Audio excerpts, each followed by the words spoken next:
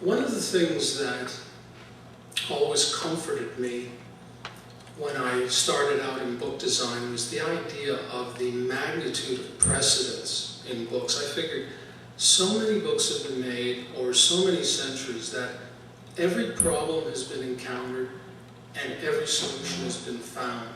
So if I've got a problem, all I got to do is look at enough books to find the solution. And what I discovered is that archival approach will lead to structural remedies, but it will never help you find the voice of the book.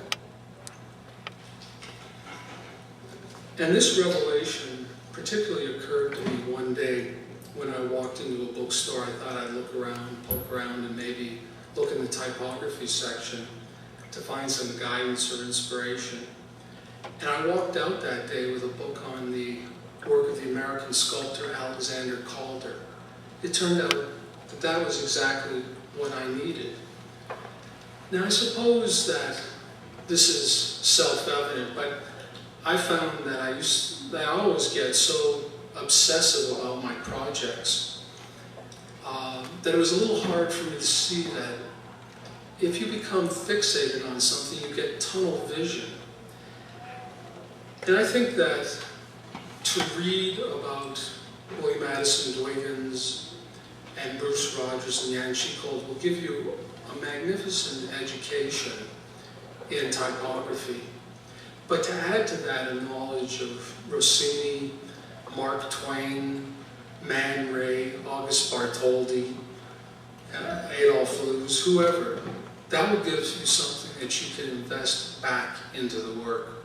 So with this idea of cross-pollination, I decided to approach the book again from the point of view of the cover. Caponegra's work is all about nature, so I thought something reedy and fibrous will be the answer. And I made up a number of prototypes like this. I didn't like any of them. So then I thought, maybe I can derive something from one of his photographs. This is one of his most famous photographs. It's a delicious apple sitting in a bowl. But as you can see through Caponegra's vision, he's turned it into a night sky. As a matter of fact, it's entitled Galaxy Apple. So I brought this up on the computer screen, and everywhere there was a star-like highlight, I keyed in an asterisk. And once I had all of these keyed in, I dropped out the apple, took this cluster and cloned it into a vast pattern. Then we had film generated. I made a big photopolymer plate, and we letterpress printed this in silver and gold on an array of papers.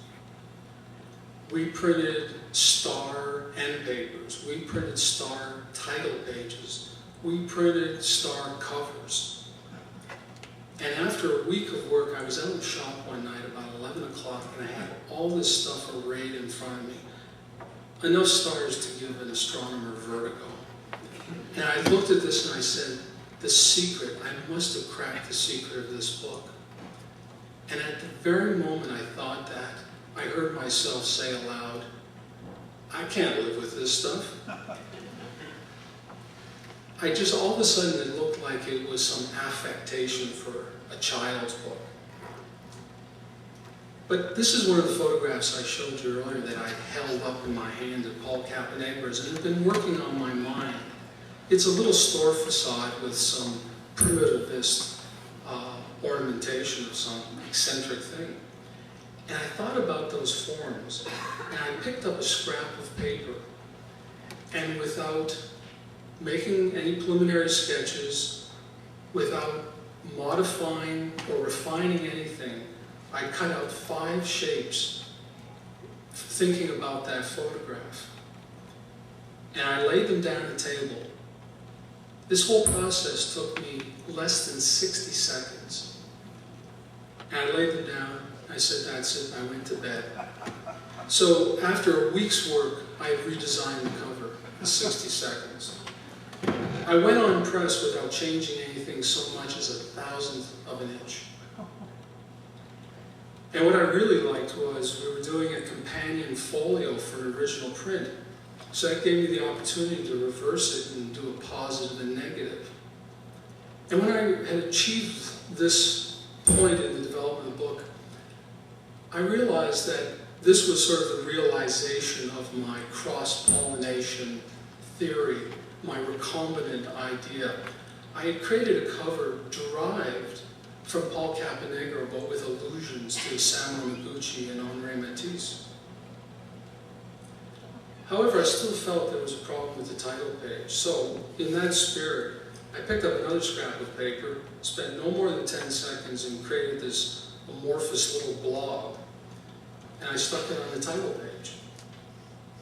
Now, a lot of people have seen this title page, and nobody has ever said anything about this blob looking outre. And I found this very instructive.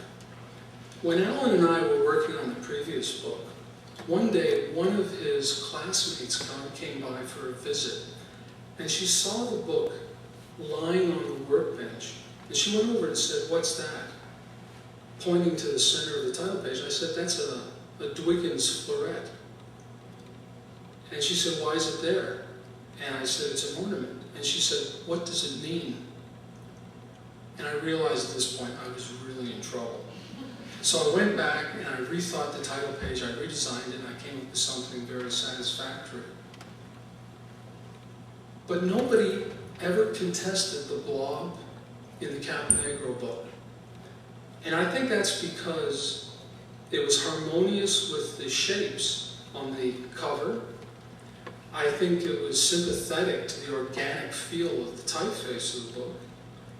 I certainly think it related to the forms in Caponegro's photography. But most of all, I think it was of the same ilk as the globular signature that had sort of captivated me from the very start. When I was contemplating what I was going to say tonight, I did what I always do. I consulted my muse. And I said to her, "Should I go for profound or musing?" And she said, "Well, couldn't you do a little bit of both?" And I said, "Geez, no, I don't think so." So I decided to jettison any profundity because I realized I don't have any allegiance to any school of thought. I'm not allied to any graphic arts dogma. As a matter of fact, whenever I see a book that purports to rationalize the mystery of design, I feel a little bit ill at ease.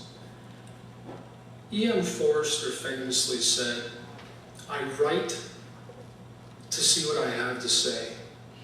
And in that spirit, I design to find out what the book is going to look like. So as far as I can tell, the way you design a book is this. You go out to Maine, you write a story about it, you select some photographs, and then you let the book tell you what it needs to be. The end.